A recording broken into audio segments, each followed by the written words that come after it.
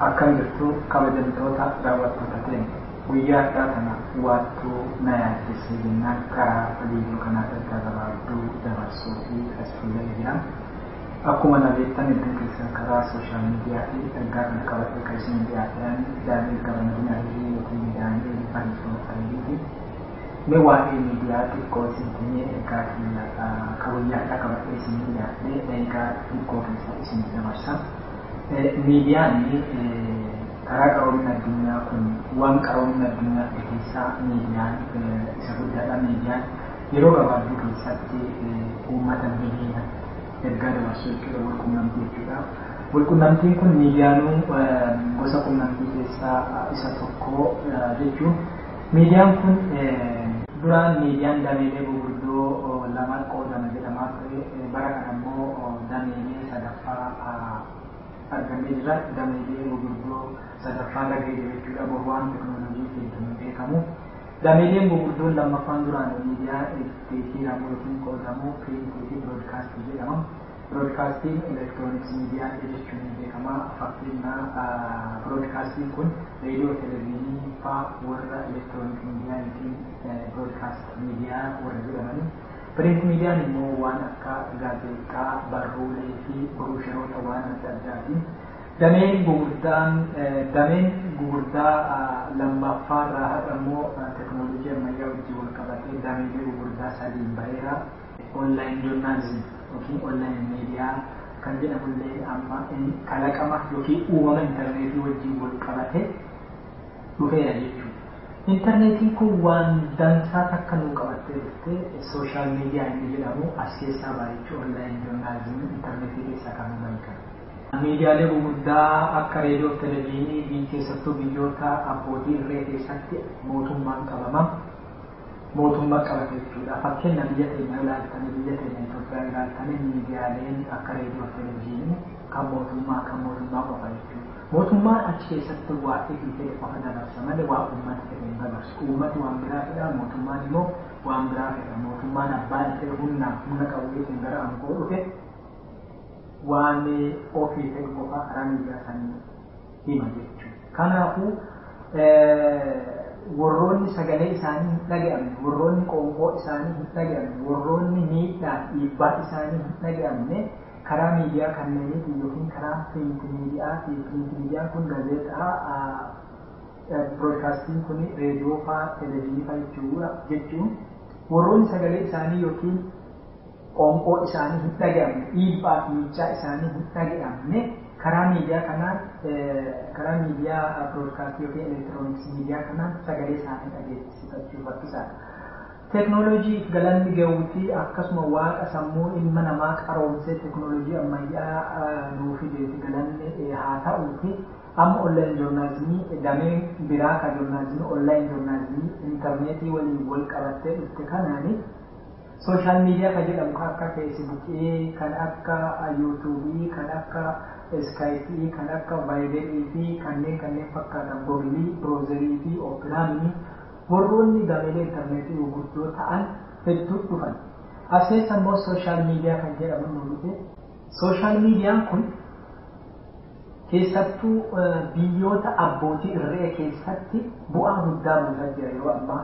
Fakkeenya sochiraaksa dheebottoonni dimokiraasii taasisanii keessattuu warraaqsota biyya Arabaa yoo fudhannee ilaallee biyya akka Gibsii yookiin Ijiptii, biyya akka Liibiyaa fa'aa keessatti dargaggoonni karaa isaa warraaqsa ittiin taasisaa turan karaa abbootii irree ittiin aangoorraa fonqolchuuf taasisaa turan qabsoo itti finiinsaa turan keessaa inni tokko feesbuukii.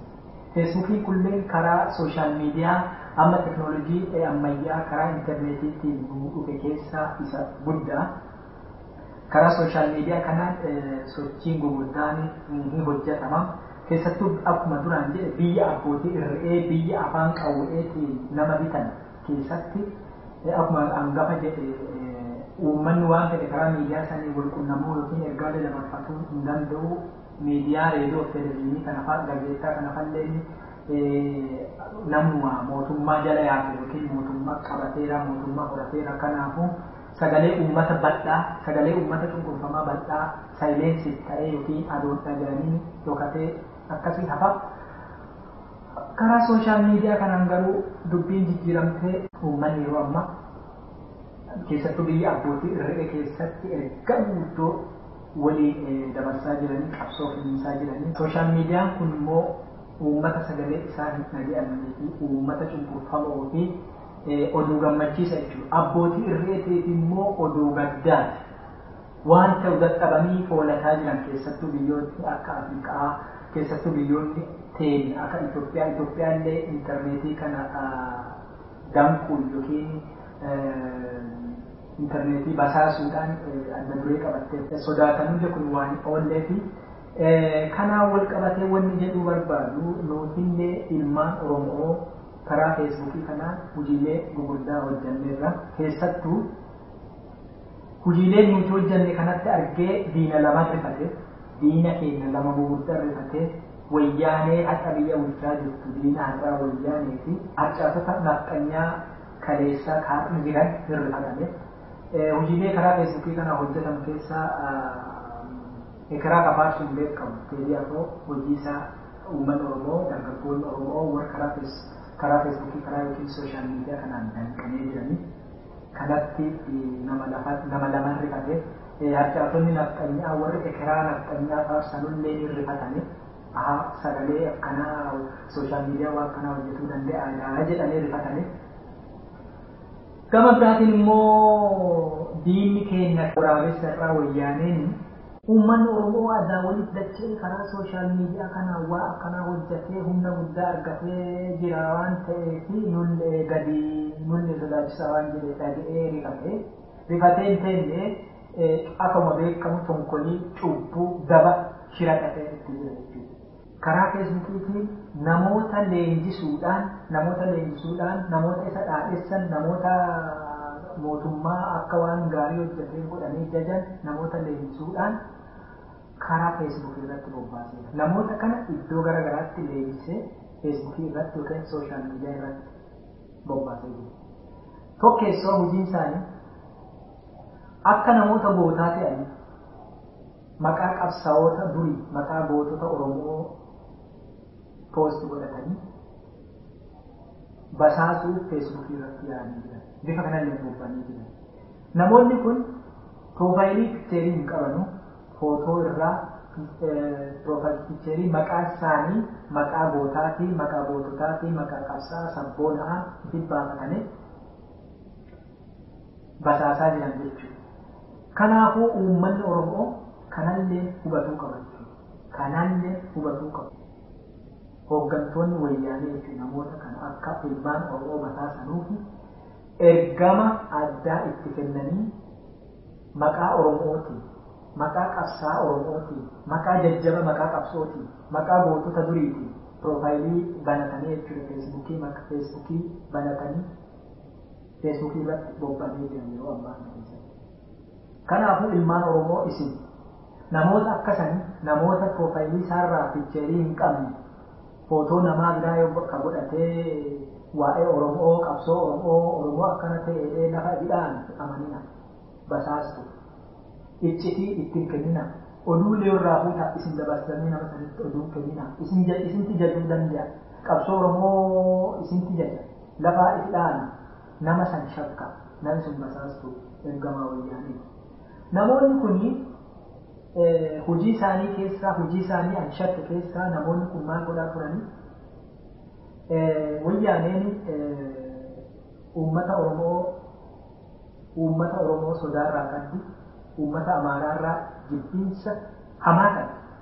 Uummata Oromoo hin sodaatti uummata Amaaraa jibbiinsa gadheerraa qabdi. Kanaafuu uummanni Amaaraa keessattuu nafxanyoonni harcaatoti nafxanyaa warri ilaalcha nafxanyaa kaleessaa haqaallee qaban keessattuu warra akka Teedii Afroo warri ekeraa nafxanyootaa faarsan yoomillee waliin galti isaanii ilaalcha siyaasaatiinillee ولله ويانين كنم بيت وانا وني نفتنياتي في هرجاتو نفتنيان لله كايو كيناتي إلانش أورمول لله كنافو مال بوتي أمتا كان لما ولدت بوتشي إذي بشننتي أمري أنغو سامي ليه kanaaf maangooti waan amaarri barreesse fakkaatanii waan garagaraa bifa footootiin barreeffama bifa footootiin bifa fakkiitiin waan miira nama tuqu waan miira Oromoo tuqu poosti godha keessattuu guruupota maqaa Oromootiin jiran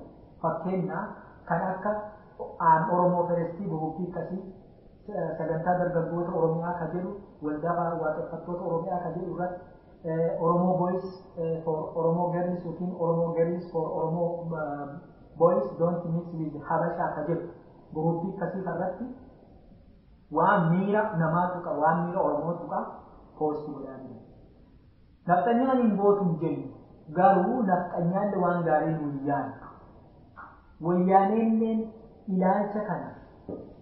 wayyaaneen ilaalcha kana waan beektu gocha harcaatota naftanyaatiif naftanyootaalle waan beektu kaayoo fi ilaalcha Oromoolle waan beektu akka qolaan usuru jedha yookiin akka naqarsi madaa keessa seenee waan biraa ta'u wayyaanee waan kanalle waan beektuuf amma karaa kanatti daayireekti gootee yookiin karaa kana jijjiirtee dabasii askeessanii hadhaa facaaftee yookiin suumii facaaftee kanalle hubadhaa namni Oromoo arrabsu hundi Amaaraa miti yoo akkana jedhu Amaaraa dhaabbatee Amaaraa dubbataa jiru huba qabaadhaa Amaarallee ifirra eegata wayyaanee Amaara fakkaattee nuuf Amaara wal sanattee humna qabsoo isiin gobaa jiru kana ifirraa nu lamaa wal garagalchite ifi bashannantee umurii qabsoo fi dheereffatiisaas akkana ta'etu kanallee beekkachuu qabna nama hedduun faana gajafan yookiin faana jeekkaran faana namu yeroo wayyaanee waan adda addaa poosti gootu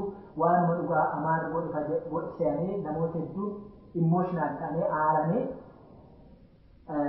yeroo waan tokko deebisanii feesbuukii irratti yeroo hordofu argeenya. Kana gaba lamaan shakkannaa 50-50 jechuun persentii 50-50 shakkachuu qabna. Tokko wayyaaneen godhuu dandeetti hin shakkannaa. Lammaffaan immoo jarri godhuu dandeetti. Warri harcaatoti naftanyaa kun ilaalcha gaarii hin qabnu waan ta'eef godhuu danda'an. Inni biraan immoo dhiyeenna kana kan na ajaa'ibu yookiin kan na gaddisiise dhiyeenna kana irreecharra duulaa turanii amantii wal qabsiisanii namoonni adda addaa keessattuu amantaa Islaamaatiin wal qabsiisanii irreecharra duulaa turanii warrooti kunneen shakkamuu qabu. Warri kana godhaa ture diin Oromoon amantaa irratti wal dhabdee hin qabu. Oromoon amantaalee gurguddoo sadii qaba beekama. Waaqeffataa ka jalqabatu Kiristaanaa fi Islaamaa. Kiristaanaa Islaama kan biyya bahan giddu galeessaa keessa gara biyya keenyaa yeroo dheeraan dura kan galte Kiristaanaa fi Islaama jechuudha. Amantaa gurguddoolee sadiin kana jira. Oromoon kan hunda keessa jira. Oromoon rakkoo amantaa waliin naan garagarummaa amantaa achuma walii kabajne amantaan bal abbaa itti amana amantaan abbaa sanii waaqa qofaaf beeka amantaan kabiraa wanni nuti wal taqannu jira aadaa wal taqanna afaan wal taqanna ilaalcha siyaasaa wal taqanna biyya tokko ijaaruuf deemna kana jabeeffanna obboleeyyaa haadha tokkoof abbaa tokkooyyuu amantaa garagara amantaa kun akka ilaalchaati waan sammuu namaa iddaman obboleeyyaan tokko kiristaana ta'uu dandeetti obboleeyyaan garaa tokko haadha tokko abbaa tokko kiristaana tokko musliima tokko waaqeffataa ta'uu danda'a akka waan itti amanu kanaafuu isaa obbolummaa walitti qabanii oromummaa walitti qabanii afaan walitti qabanii aadaa walitti qabanii kana jabeeffachuu qabu. Kanaafuu dhiyeenya kana irreecha irratti irreechi Oromoon laallatu maali jedha gagabaa ture. Kanallee shakka waan garagaraallee poosti godhaa turan kanallee shakka kana akkana godhan diinni immoo amma karaa feesbuukii kana Oromoo kuursee girrisee ka'e karaa sooshaal miidiyaa kana Oromoo kuursee girrisee ka'e kana diinni rifatee sodaatee akka weenni qeeramsa argee gattara jiranii. Kanaafuu sooshaal miidiyaa waan teknooloojii nuuf fidan galanni isaa ga'u. Sooshaal miidiyaa kanaan qabsoon amma jalqabamte kun kana caalaa garaan itti finiinti. Ji'oota ja'a kana keessatti akka argannu yookiin akka faayindiingii yookiin yoo qorannoo riisarchii tokko namni yoo taasise faayindiingii yookiin riikomendeeshinii waan yaada isaa waan arge yookiin waan hubate waan taajjabdu ni dhiyeessa jechuudha. Ani wannooti amma dubbataa jiru kun waan ji'oota ja'a kana keessatti arge jechuudha. Oromoon karaa sooshaal miidiyaa kanaan sochiilee gurguddaa fakkeenyaaf ekeraa naftanyaa faarsuu irratti duulee injifannoo agarsiise. Ammallee naftanyaan harcaatonni naftanyaa obbo Jawaar Mohaammed irratti yoo duulan Oromoon irraayyuu karaa feesbuukii yookiin karaa sooshaal miidiyaa kanaan deebisee rukutee harkaa fuudhe gaafa Jawaar Mohaammed Oromoo tanesee Aljeeziraa irratti Itoophiyaa durfattamoo Itoophiyaa durfattamoo Oromummaa durfatta jennaan Oromummaa durfadha Oromoo yoo ta'e an waan biraa ibsuu hin danda'u dura Oromoo godhee na uume jechuudha. Gaafa inni kana jedhu warroonni maqaa fi gaaddidduu Itoophiyaatiin daldalan maqaa gaaddidduu Itoophiyaatiin daldalan jalli waan biraati beekadha. Akka muka guddaa gaaddidduu isaa waan biraati jala kana immoo warra muka muraffaan jiru. Garuu warri kun muka kana hin faarsan. Nu jiraattee muka kana si malee jiraachuu hin dandeenyu muka guddaa kana ati gaaddisaa danee keenyaannaa garuu muka jala kan mukaa maan godhan warra muka muru akkasuma. Warri kun akkuma san maqaa Itoophiyaatiin gaaddidduu Itoophiyaa jala maqaa Itoophiyaa qabatamee Itoophiyaa jechuun bari uummata keessa jiru. Uummata Oromoo malee Itoophiyaa hin taatu. Uummata Oromooti yoo ilaalcha gaarii qabaate uummata Oromooti yoo bakka hin kennine Itoophiyaa isaan faarsamuun tummaa. Kanaafuu warroonni maqaa Itoophiyaatiin daldalan kun yeroo obbo Jawaar Mohaammed irratti duulan inni waan Oromoo waan jedhe as Oromummaa durfatta waan jedhe warroonni akkasaan gaaddisa Itoophiyaa jala daldalan itti duulanii waan garagaraa irratti olola afarsaa turan. Kanaafuu Oromoon isaan akkuma isaan sodaatan Oromoon kun gaafa barate gaafa itti beeke gaafa tokko beekumsiin isaanii akka galaanaa akkuma isaan jedhan raagi isaanii kun amma muumaa jiranatti fakkaata. Raagi isaanii kun amma raawwatamaa jira waan natti fakkaata. Kanaafuu akka waliin qeeramsa argitee kirkiranii sodaataniidha.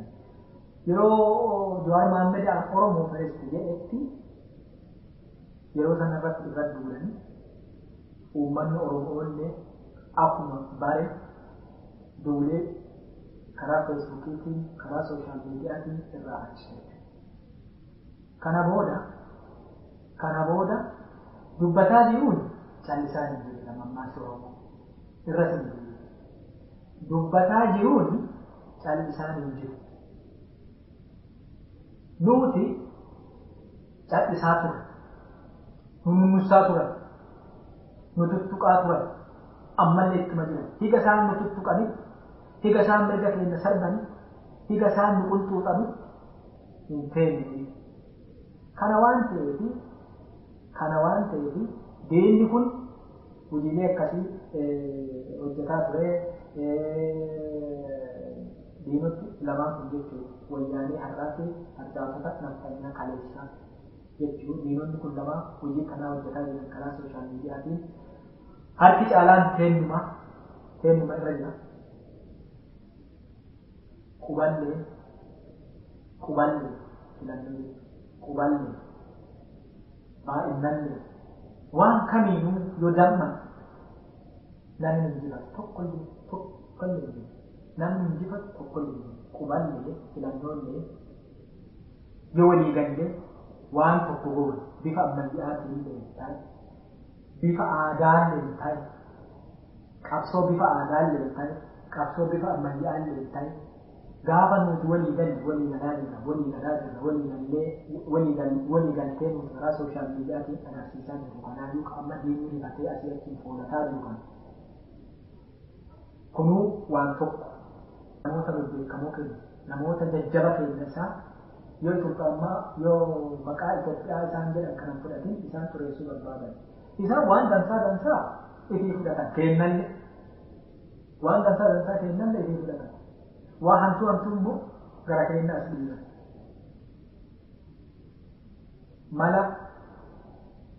mala sarendeettu aantu reendeetti jedhama. Kana waan ta'eef dhaloota bu'aa qabsoo Oromoo uumte miidiyaa kanan OMN Oromoo miidiyaa neetwoorkii irratti duudhan. Kanaaf allee ergaa kana karaa viidiyootiin waraabee dabarsanii jedhama. Namoonni kun duraan guruupota yookiin gamtaa karaa sooshaal miidiyaatiin jiran kanneen akka Doontinis Dabashaa Oromoo Dallis Oromoo Boys kan jedhu sagantaa dargaggoota Oromoo kan jedhu waldaa waaqeffattoota Oromoo kan jedhu Oromoo Nooti Itoophiyaa kan jedhu guruuponni maqaa Oromootiin jiran hedduu jiran. Guruupota kana maal godhanii waan garaagaraa irratti dhiisanii fakkeenyaa waan akka poornoogiraafii fa'aa suurota waan fokkoo waan baala badii fa'aa waan hin taane waan saalfii waan qaanii irratti poost godhanii ammallee waan garaagaraa arrabsoo irra poost godhanii diinonni kana diinan godha maqaa Oromootiin bitameeti Oromoo miti akkasuma bitamtuu fi diina afaan baratee akkana godhaa jira. Oromoo gowwaa Oromootiin hin jenna diina fekkeetii yookiin beekaa godhaa jiru waan ta'eef tuffadhaa dhiisa kan batattisaa jiran sodaatanii batattisaa jiran sodaan isaanii eessallee isaan hin beeku. Sodaatanii batattisaa jiran waa adda addaa irra duulaa turanii eenyuun irratti irra duulaa turanii amma irreetti darbinaa OMN garagara. OMN waan isaan poost godhan keessa TVO'dhaan yookiin televezyiinii Oromiyaa isa biyya jiru qophiidoo sanaan qophiidoonni maa ishee horattee nuti ergumaa wayyaanee irraa fuutee itti dabarsiti. Teetullee waa afaan Oromoo dubbatuu fi miidiyaan afaan guddisuu afaan babal'isuu waan xiqqoo persentii 100 sagaltamii yoo asaanii ta'e takkattiin ta'a Oromoo sunu qocaan qorii xaafiin xiqqoo kan yoo hin qaban garuu yoo qocaan qorii qocaan xaafiin qorii jedhama. Akkuma san persentii takkattiin sun xiqqoo waa hojjetaa ture. Iteetu malee miidiyaa sanaan maal godhanii maal jedhanii OMN fi miidiyaa biyyaa san TVO televezyiinii Oromiyaa wal bira qabanii televezyiinii Oromiyaatiin akka adaamaa jirtu sanii TV qonnaa jedhan dhuguma TV qonnaa jedhan uummanni biyyaa waanuma qonnaa dhiyeessaa.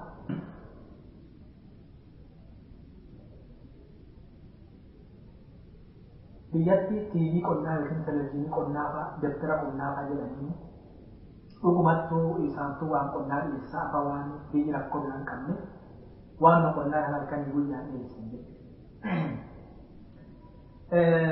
TV qonnaa jedhanii TV biyyaa jirtu san TVO'dhaan OMN yookiin Oromoo miidiyaa neetwoorkii kana maal jedhanii TV televezyiinii daldalaa jedhanii barreeffamaan poost godhan. Waan isa ajaa'iba. Kun sodaa qaba jechuudha. Akka malee sodaataniiru. Sodaan isaan sodaatan kanarraa wanti hubatamu yeroo meeqa jaani godhan biyya OMN Oromiyaa miidiyaa neetwoorkii kana yeroo meeqa tokko jaani godhan. Adoo miidiyaa kana jaani godhanu adoo miidiyaa Oromoo qilleensa Oromiyaa bilisoomse kana. Adoo jaani godhanu adoo hin balleessanu adoo kerdanu maan godhani chaanaalota addunyaa kana hedduu isaa bolchan. Bobaa Chaayinaa jalatti maxxanee mootummaa wayyaanee chaanaalota yookiin miidiyaalee sarara miidiyaa hedduu kerde balleessa. Kanaafuu katataneeran himataneeran kanallee Itoophiyaa. Kanaafuu karaa Chaayinaa sanii OMN Itoophiyaa rajaan godhe yookiin hordee kerdee balleessa. Amma immoo Oromoolleen itti dhaadate mala sareen beektu Abdurreelleen beektii jedheeni deebi'ee qilleensa Oromiyaan misoomse Oromoo saatalaayiitiirra yeroo sadaffaaf beekama OMN.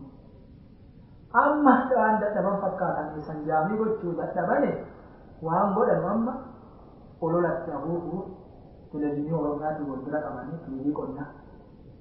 Akka TV qonnaa ta'een beekan akka uummanni immoo akka jedhu hin beekan biyya hunda dubbata kan. Kanaafuu warri jechuudha. Oppiiduma akkasuma TV qonnaa jedhanii televiziyoonii Taabawaa Adaamaa sanii OMN immoo TV daldalaa jedhanii maqaa balleessu. Kun immoo sodaa agarsiisa. Waan isa ajaa'ibaa immoo waan taajjabe achi keessatti guyyumarraa jechuudha. Guyyumarraa kana waa isaan duula OMN irratti banamee fi karaa viidiyoo kanaa ergaa kana dabarsuu dirqamee asii bane. Maal godhanii? Maal argee? Piroofaayilii sobaa banatamee jechuudha. Oromoonni miiliyoota kana keessa kan filatanii jedha OMN fi Taabawoo keessa. Taabawoon televiziyoonii qonnaa jedhanii OMN'dhaan televiziyoonii daldalaa jedhanii kan filatteedha. Waan isa ajaa'ibaa immoo namni kun qubeellee beekee hin barreessu. Waa isin ajaa'ibaa qubee waa yaadadha. Gaafa Adaamaa ture dhaabbata raadiyoo fi televiziyoonii Oromiyaa keessa gaafa hojjetaa ture otoo nu ariin hin duran jechuudha. Otoo nu ariin hin duran gaazexeessitoota hiiqqaate marsa duraa gara gaazexeessitoota kudhanii wayii amma immoo dhiyeenya kana digdama jedhanii marsa duraa keessa jira. Gara gaazexeessitoota 30 ari'aniiran jechuudha dubartii keessa. Gaafa san maal argee Taabawoo keessatti barreeffamni qondaaltota olaanoo irraa dhufu dongora qubeetiifuu dandeessee dubbiftu. Hooggantoota OPDO hooggantoota miidiyaa irraa barreeffamni dhufu qajeelfamni dhufu dhuguma rabbii dandeessanii dubbiftan. Barreeffama dongora qubeellee akka qabu dandeessanii dubbiftan. Ma dubbifamaa sadii afur wal faana ibsuu eessa si ajaa'iba. Daa'imni kutaa sadii afurii daa'imni kutaa tokko lamaan akkasuma. Kanaafuu namni kun maal yaadate seetan gaafa isaanaadha karaa feesbuukiitiin barreeffama fakkii fakkeessanii OMN fi Taabawoo wal bira qabanii yoo olola rabbanan maal yaadate seetan barreeffama gaafa guddaa Adaamaatti dhaabbata raadiyoo televiziyoonii Oromiyaa keessatti bifa qajeelfamaatii fi bifa adda addaatiin nutti dhufu isa yaadate dongora bu'u. Warra isaanuma jedhee shakkee lafa ture. Yaadatti kenneeruuni anuma feesbuukii irra jiru adoon feesbuukiin cufin namni sun friend request na gaafata. Friend request na gaafata. Friendummaa yookiin hiriyummaa karaa feesbuukii natti. Kana duras namoota hedduu bilookii godhe. Namoota hedduu odeeffannoo maal irraa fuudhanii hojii danda'anii garuu waan adda addaa fakkaatanii yoo dhufan akkuma dhufan dhuftee harree boojuu keessa jedhan daansee gurbaadhaan kanaafuu akkuma isaan dhufan hundeessan warri basaasaa feesbuukirra basaasan namni kun friend request duraan argeera hojii isaa baay'eetti gaddee komintii yookiin yaadallee kenneera waa inni OMN irraa hojjetan. Namni adoon turii friend request natti ergee sabboonaa kiyya akkamii nu jirtaa natti. Kanaafuu caaree jechuun I like natti toleera friendummaa requestii waan fudhatteef naan jedhe akkana mallattoo natti. Beekaatuma adisi godhe beekaatuma hirummaa kee fudhadhee jedhee jala buufate. Kana booda sabboonaa kennaa baganuu jiraattee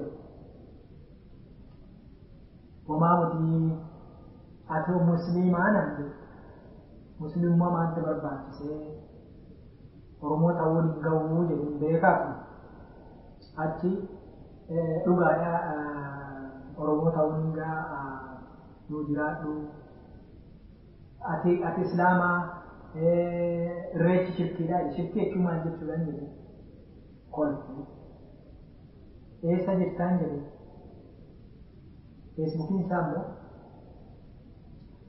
akka Saudi Arabiyaa jedhe. Saudi Arabiyaa hin garsiisa inni dhugaan qabu infoo guuteera jechuudha. Onii godheera yeroo Google maappii on godheera namichi Kanaadaa jiraan qubees beekeen barreessuudha. Qubees amma itti fixisee yookiin ittuma fakkeessee wal qabute akka herregaa aduu barannee waliif siqsuu jedhan kan itti waliif siqsee fa'aa dubbifatta ergaamni argamu. Kanaadaa jiraan maa soddaa si milkoofni basaasuun keetii namni rakeetii hojii basaasuu madaaluu keessattuu dhalattoota qubee wajjin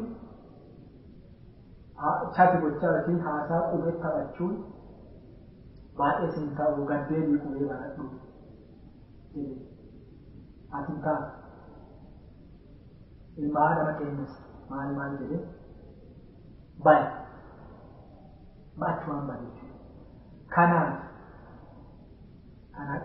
gabaabumatti ergaa gabaasee wanna waa hubate waan akka faayindiingii ji'oota ji'an kana keessattuu ji'oota ji'an kana waan taa'ee feesbuukii kana hordofaa ture pooyintii lamaan sadiin tokko waan hubate isinii dabarsa nagaya namoota piroofaayilii piikcheerii isaanii footoo sobaa qaban ni amanina walillee yoo haasottan oduurraa fuudhaa xiinxalaa malee oduun xiinxalina namoonni kun basaastota baay'een isaanii nama sirrii yoo ta'e footoo isaarra ka'ee adreesii isaarra ka'ee janni goonni dubbata qabsa kana yoo jedhu namoonni hundinuu immoo piroofaayilii isaanii mul'isa jechuu guyyaa warri nageenyummaa isaaniitii fi piroofaayilii piikcheerii isaanii dhossanuun beekin jiran kanallee wallaalleetii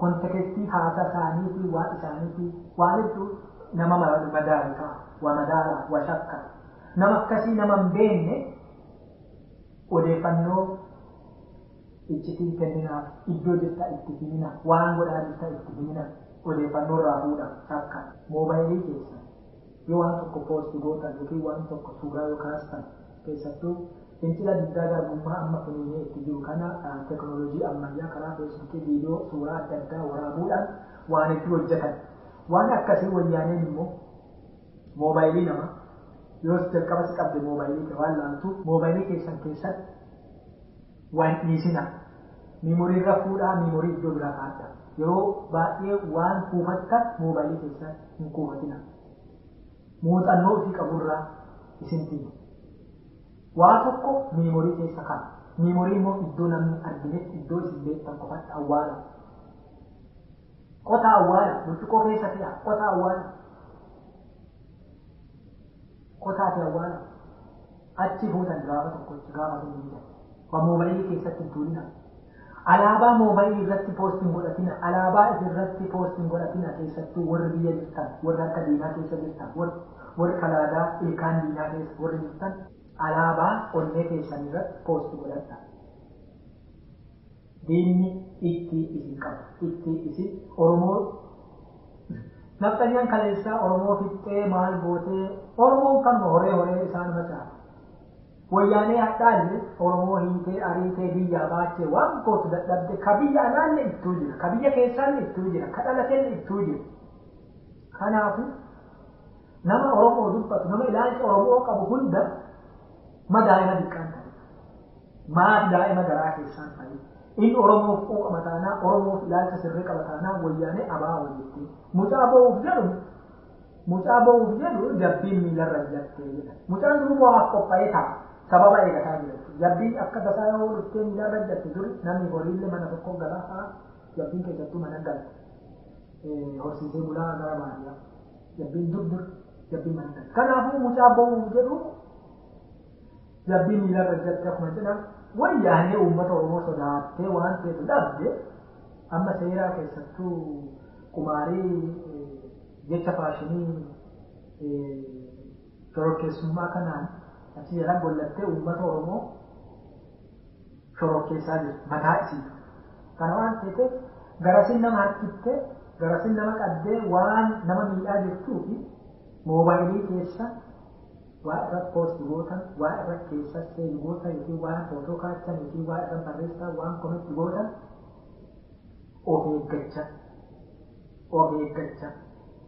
eeggachaa godha keessattuu garaa keessa garaan namaa dubbaa baaqulaa dabaaqulaa yookiin buqqeenu baqaqsanii ilaalan garaa namaa garaa keessa poost godhadha waan gootan keessattuu kan ergaan kun warra biyya jiru warra ilkaan yookiin kalaadaa waliinanii keessa jiru warroota gruppota Oromoo irratti waa poost godhanillee waan Oromoo aarsaa waan akka pornograafii waan akka qaanii waan akka boqqoo waan akkas poost godhanne isaan diina afaan Oromoo dubbatan garuu yaadate diina sodaan akka godhan irraa dabarsaa biloog godhaa yookiin diriiru godha batattisaa jiran dhiisa ka amantaa fakkaatee asii achi fiigullee dhiisa Oromoo rakkoo amantaan qaba amantaa dhuunfaa hunda keessa jiru rakkoon keenya amantaallee walitti himne Oromoo sallee dhiisa ka naftanyaa harcaatonni naftanyaa fakkaatee Oromoo arrabsullee tuffadhaa dhiisa faana yeroo keessan hin gubina hojii keessa hojjedha sareen hin dutu gaalli garuu deemsa taatee kana waan ta'eef OMN keessattuu amma duula OMN irra garagalfatan kana isinillee akkuma yaadaa sitti barreerra jechuun gaara irrifata sitti barreerra fidiina jalqaba warroonni kanaa kun qubeellee beekaniin barreessan waan isin kana fa'aan beekan warroonni kana godhan qubee yongora qubee waa tokko beekaniin barreessan waan ta'eef sitti barreerraa har'a siin mijoofnee maqaa jijjiiradhu deemii jedhama. Anna jecha biraa biloog ittima dhugaa jirtu hin ijjita hin uccumta yoo nama dhageesse inni duruu diinaa maan dhageera deebi'a tarii nama gowwaa kennafa ta'ee yoo idduu dubbii yoo jedhu dubbii isa deebisuu dandeessu dubbii isa barsiisuu dandeessu hin kadhate haqa jiru yoo dura teesse tarii deebi'a itti dura teesse indeeru diina duu ergama qaba waan ta'eef namni kun bakka sitti barreerraadhaan an namoota kana irra namni iddoo ofirraa biloog godha maqaa jijjiiratee fadhu sitti bareeraa maqaa jijjiirattee dhuftee baay'ee chaawaa irra darba kun hundi dhugaamoti namoonni kan basaastonni keessa jiranii ka uummata Oromoo uummata biraa walitti buusuuf deeman keessa jiranii namoota ergaa hedduun deeman jiran hundi sodaa Oromooti kana waan ta'eef yaa uummata keenya